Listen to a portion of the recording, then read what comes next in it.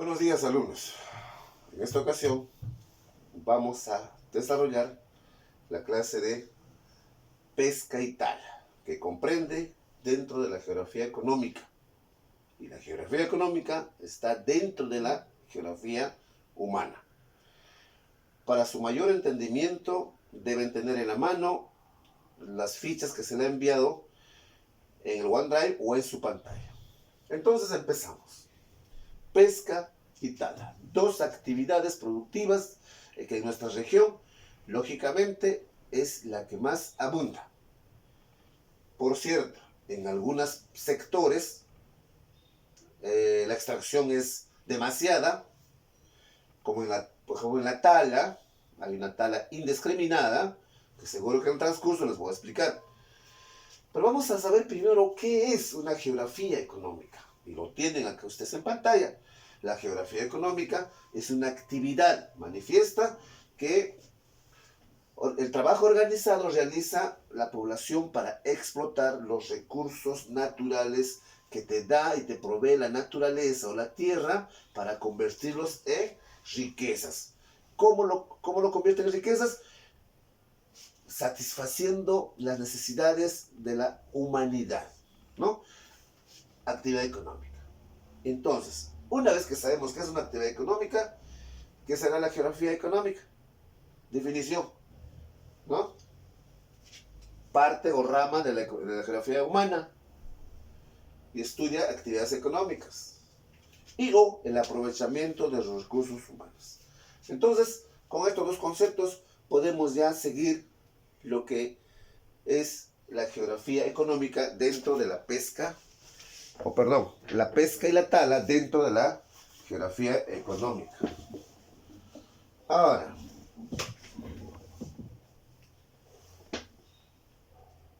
este cuadro que ustedes ven trata de los sectores económicos.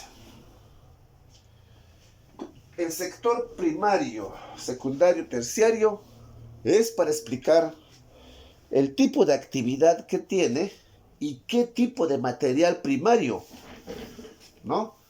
Entonces, por ejemplo, en el primario, la actividad extractiva consiste en la pesca, minería y tala, materias primas.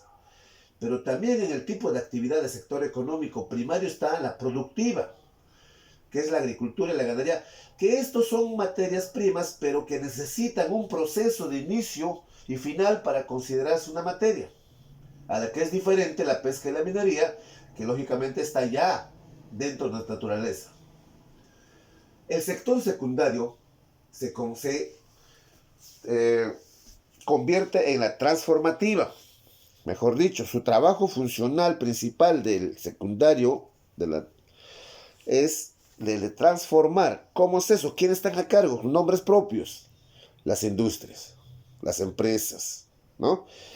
Industrias dedicadas a la transformación de la materia prima en un producto final. Y el sector terciario es el encargado de transportar o llevar al mercado, y el mercado llevar a la mano del hombre para su consumo final, son las distributivas, mediante el transporte, comercio y turismo. Entonces, estos son los sectores económicos o actividades que se realiza para convertir una materia prima en un fin o una necesidad final. ¿Qué es la pesca? Aquí lo tienen. Todo lo que es geografía económica es una actividad. En este caso, la pesca también es una actividad económica primaria. Ustedes lo saben, hemos visto el cuadro, porque eso no necesita de algún tipo de criadero ni nada. En el mar es una actividad primaria, de extraer. ¿En qué consiste? En aprovechar, lógicamente, como decíamos, todos los recursos hidrobiológicos que están en los mares. Tenemos también, ojo que en los mares son 98% de extracción. Y los 2% sacan de los lagos, lagunas o ríos. La diferencia entre las pescas es una artesanal y lo que nos interesa es la industrial, destinada a proveer insumos de industria pesquera, Una vez que ellos tengan ya el consumo, el punto principal, que es la materia prima o el pescado, lo convierten. Ese es su trabajo, convertirlos. Y lógicamente provee en conservas, en harina de pescado y en aceite de pescado, ¿no? Esta industria, los que lógicamente se dedican a la pesca de recursos hidrobiológicos, que utilizan embarcaciones grandes, a la que en el artesanal, simplemente pequeñas embarcaciones, caballitos, botes y algos, o chalanas, como lo conocen acá en el Callao. Pero para la industria, como son extracciones masivas de gran tonelaje, necesitan maquinarias, o en este caso embarcaciones grandes, ¿no? Y para ello necesitan mayor cantidad de personas, mano de obra, por lo tanto necesitan un apoyo financiero. Toda empresa tiene que ser así. Y no solamente apoyo financiero, sino también una tecnología donde pueden detectar gran cantidad de bancos de peces para poder extraer. ¿Y dónde lo guardan? ¿Dónde lo desembarcan? Son lugares especiales, con frigoríficos inmensos. Y solamente son lugares conocidos. Mientras el artesanal, lógicamente, su desembarco lo realiza en algunos tipos de caletas. Diferencia entre caletas y puertos por el tamaño y la tecnología que tienen cada uno de ellos, ¿no? Entonces, en este caso, en la pesca, y si hablamos de actividad económica, netamente la industrial.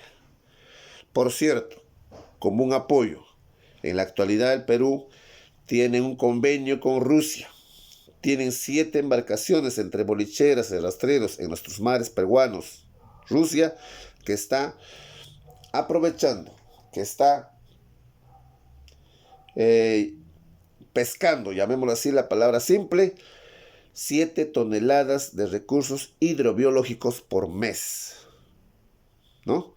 Por mes. Entonces, eh, nuestro mar peruano, nuestros recursos hidrobiológicos, que tenemos la gran suerte de que abundan, están siendo aprovechadas por el Estado, más no por nuestra propia región. O sea, nos gustaría que nosotros los peruanos tuviéramos la tecnología y el conocimiento necesario para transportar o transformar ese recurso primario en un recurso final. No la hay. Es por eso que vendemos los recursos naturales, vendemos materias primas para que ellos nos devuelvan en conservas, en harina de pescado. Lógicamente, la ganancia de esta industria no se queda en el país, sino para los que lo transforman. Continuando con lo que es pesca, tenemos la pesca en el Perú. Acuérdense que en alguna vez, en los años 70 más o menos, éramos potencia mundial. Pero en la actualidad no, debemos estar seguros casi en la última, la verdad, no tengo un conocimiento exacto. Pero en los años 70 éramos primer productor de actividad pesquera, ¿no? Ahora, desde los 90 hasta 2020, en la actualidad, ¿no se han terminado los recursos? No. ¿Qué es lo que nos favorece? La riqueza ictiológica del mar peruano. O sea, los recursos hidrobiológicos. ¿Por qué abundan recursos hidrobiológicos? Porque hay una riqueza ictiológica, o sea, alimentos, pues, de estas especies, ¿no? Abunda el plancton. La frialdad del agua entre 16 y 19 grados es una gran ventaja para la existencia de estas especies. El fenómeno del afloramiento, ¿no? La amplitud del zócalo continental, o sea, si bien es cierto que al frente nuestro, donde está la olla hidrográfica, que es una profundidad la más grande del mundo, pero también tenemos un zócalo, quiere decir que una parte donde hay bastante espacio alto antes de llegar a la olla hidrográfica, y se llama amplitud en el zócalo continental. Les voy a mostrar esa parte. Aquí. Si esta es la costa, toda esta parte que está yendo el cursor es el zócalo continental. Alcanza 200 metros de ancho y la más ancha está en Ancash. Toda esta parte sirve para la pesca. De ahí recién viene la olla hidrográfica. Entonces, esos son los factores que favorecen a la riqueza. la convergencia de corrientes marinas y la presencia de aves guaneras. Todo es una cadena, todo es un ciclo. ¿Ok? Entonces, gracias a estas riquezas, tenemos cantidad, por no decir miles de millones de especies para su captura o su recurso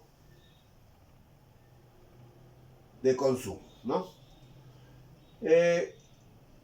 Este cuadro es más o menos cómo se convierte, en qué se convierten los peces o los recursos hidrobiológicos, en qué producto final. En este caso, la mayoría de la transformación de los peces es en harina. Luego viene un porcentaje en aceite, enlatados, congelados y curados. ¿Qué más tenemos? Aquí tenemos la pesca peruana por sectores. Les manifestaba que casi el 98% de la extracción nacional es del mar, ¿no?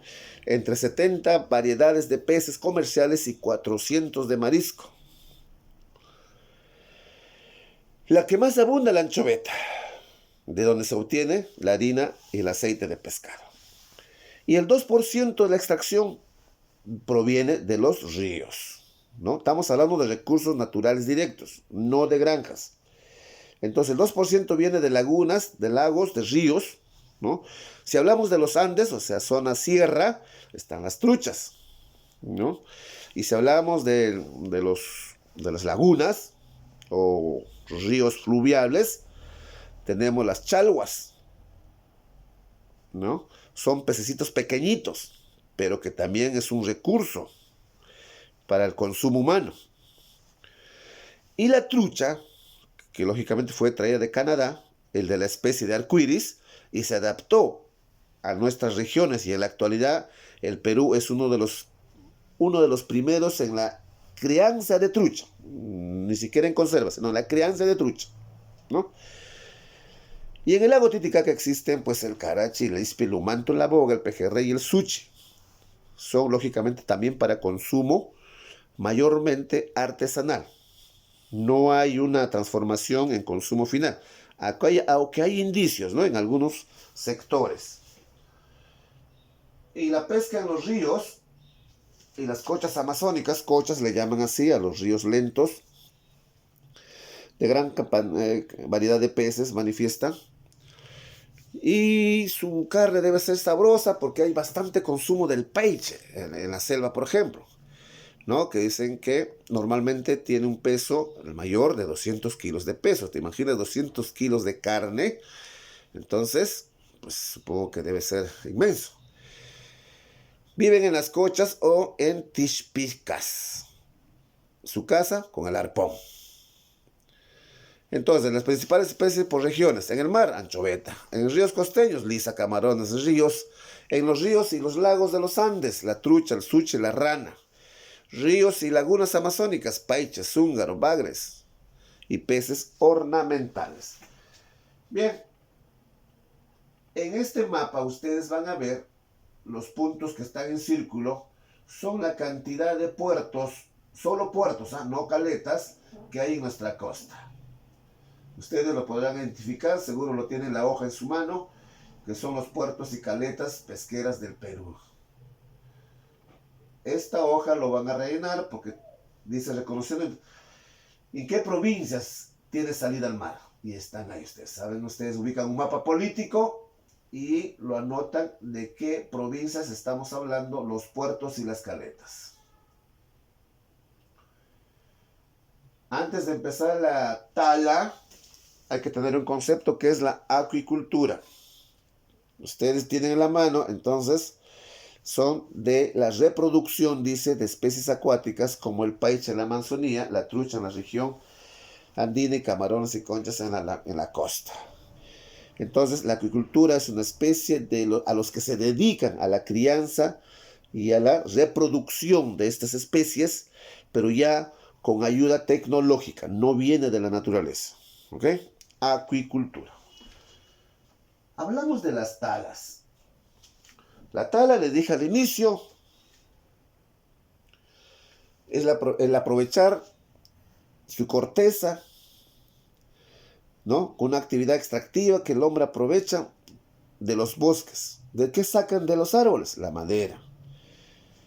Las principales zonas madereras, lógicamente, están en la Amazonía. Bosques inmensos, un gran potencial de árboles. Hay en algunos valles enterandinos, como el caso del eucalipto, o como el caso del norte, ¿no? El algarrobo, el guayacán, que son maderas especialmente para determinadas cosas. Por ejemplo, el cajón peruano, un instrumento nato peruano, lo hacen de una madera de zapote, una madera especial que tiene eco, igual que las guitarras. O para los parquets o las cajas de frutas, son maderas destinadas especialmente para ello. Pero la extracción de la madera en sí para muebles grandes solamente es en la selva, en las Amazonías. Lamentablemente, en la actualidad hay talas que lógicamente están siendo indiscriminadas y no hay forma de pararlos. Hay un aprovechamiento irracional. Si bien es cierto, hay unas leyes y reglas, pero lamentablemente el hombre y las empresas le sacan la vuelta. No hay una política orientada a la protección ni conservación de los recursos madereros. Es por eso que en la actualidad existe gran cantidad de maderas que están siendo usadas y si no les sirve, tiradas. No hay actividad de reforestación, que quiere decir que hay una ley donde manifiesta que por cada árbol que tú talas, tienes que sembrar 50. No lo hay. Salvo algunas 2, 3 empresas que sí lo hacen, pero que no hay ningún fruto en la actualidad. Claro, es que también talan árboles que demoran en crecer de 50 a 400 años. Y lamentablemente hay generaciones que no lograremos ver si fue o no un buen resultado. Entonces, este tipo, en nuestra región, hay una tala indiscriminada. Como ven ustedes, los trozos están tirados, están botados, no hay un control en cuanto a la extracción. Acá tenemos los árboles que más uso tienen en la especie. La más fina es el caoba y el cedro, especialmente para muebles y puertas. Pero de alguna manera no se puede explicar de cómo la madera y el cedro no son utilizados en las industrias, en los muebles ni en las puertas de Europa ni Estados Unidos. Ahí utilizan maderas de cartón prensado. Pero en los países subdesarrollados donde la economía es débil, tenemos puertas de caoba y cedro. Un lujo innecesario. Y lógicamente una tala casi innecesaria. Porque los muebles, de alguna manera, si bien es cierto, te duran por generaciones, pero con esta nueva globalización, digamos, ahora los muebles y todo están siendo prácticamente materiales de segundo orden. Bueno, en la especie que más tala tienen son la caoba, el cedro. Tienen la cumacea, huito, tornillo, capirona, moena, lopuna, capaíba, huacapu, palo de balsa, espingo. Todos, si se han dado cuenta en qué lo utilizan, ahí está. Tienen en su hojita y tienen ahorita en la pantalla. Por ejemplo, para hacer las embarcaciones, botes y balsas, el huacapú, ¿no? Es muy bueno para flotar en el agua, ¿no? Para hacer lanzas, cumaceba, no se tuercen, ¿no? Y los demás en muebles. Bien, esto es en cuanto a madereros amazónicos. Tienen ustedes 45 minutos para poder entregar el trabajo de habilidad y destreza. Los rellenan en su cuaderno y me avisan por intermedio del grupo del WhatsApp para tomar las evidencias y devolverles el código. Esto ha sido todo en cuanto a la economía de tala y pesca. Actividades económicas que en nuestro país está siendo parte de nuestra producción. Buenos días.